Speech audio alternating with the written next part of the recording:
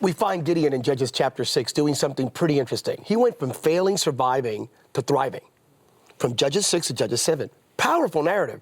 We find Gideon, you privy to the story, we find him threshing wheat at the bottom of a wine press. Let me repeat that. Threshing wheat at the bottom of a wine press. Not a threshing floor, a wine press. He was threshing wheat at the bottom of a pit. Ladies and gentlemen, you don't thresh wheat in a pit. You need somewhere where wind has access to separate the wheat from the...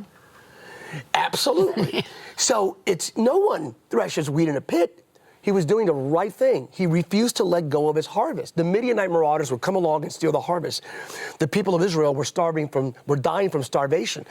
And he continued to do the right thing, even though all the circumstances were against him. The angel of the Lord shows up and says, "Hey, Gideon, you are a mighty warrior." Another version says you're a hero. Wow, he never gave up on his harvest. How did he come out of failure mode? By holding on, by continuing to thresh. There are people in the audience right now, you know, spiritually speaking, metaphorically speaking, you've been threshing that wheat. Even in the wrong season, during the COVID-19 pandemic, you continued to thresh wheat. Your family was falling apart. You continued to thresh wheat.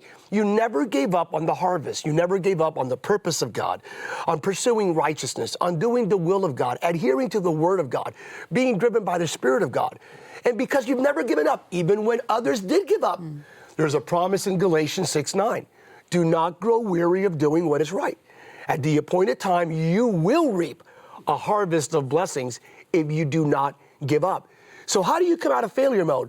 By holding on to your harvest, continuing. And heaven invades your life like he invaded my daughter's ICU room. He invades your life and he defines you. Not you will be. The angel of the Lord did not say, "Gideon, you will be one day." He says, let me tell you who you already are. That's great. You are a mighty warrior. The guy's hiding in a pit threshing wheat. Are you kidding me? But God sees something beyond you. You're not defined by your circumstances. You're defined by his covenant. You're not defined by what surrounds you. You're defined by God's Spirit inside of you. And to all the religious folk, get over yourself. You're not even defined by what you do for God. You're defined by what God already did for you.